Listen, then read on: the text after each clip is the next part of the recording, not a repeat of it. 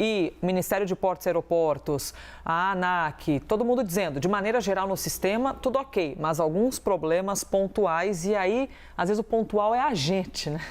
E aí a gente fica indignado nessas horas, quando está nas ruas, e aconteceu só uma ou duas coisas e esse uma é a gente.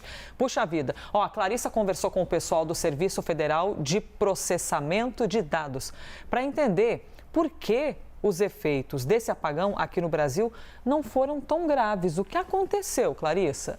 Elisa, o que eu trago aqui para vocês tem um pouco a ver com o que você estava falando agora há pouquinho com o nosso entrevistado, onde você falava sobre essa dependência externa. A gente vive, claro, num mundo totalmente globalizado. O Brasil tem uma dependência tecnológica em relação a outros países, inclusive do segmento corporativo, isso não é dúvida para ninguém. Mas internamente, principalmente algumas áreas muito sensíveis, acabam estando mais ou menos blindadas por um motivo muito particular, Elisa.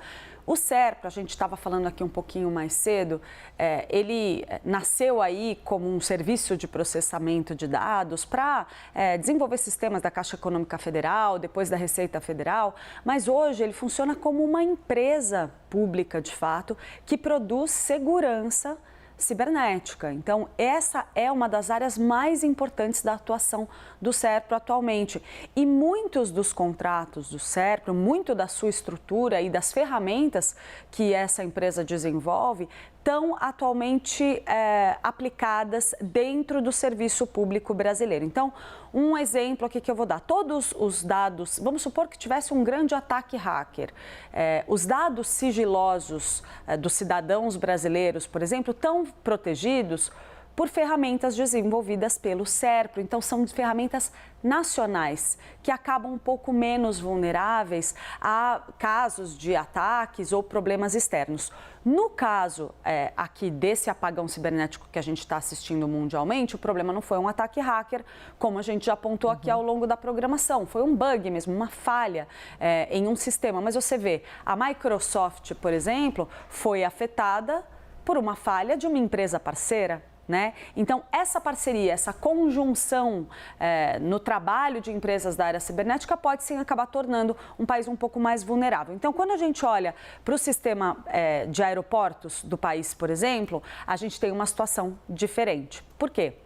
Segundo estavam me explicando lá no SERPRO, há, é claro, um sistema geral que acaba dialogando com os aeroportos brasileiros, mas cada companhia aérea tem suas próprias ferramentas, contrata suas próprias ferramentas junto ao setor privado.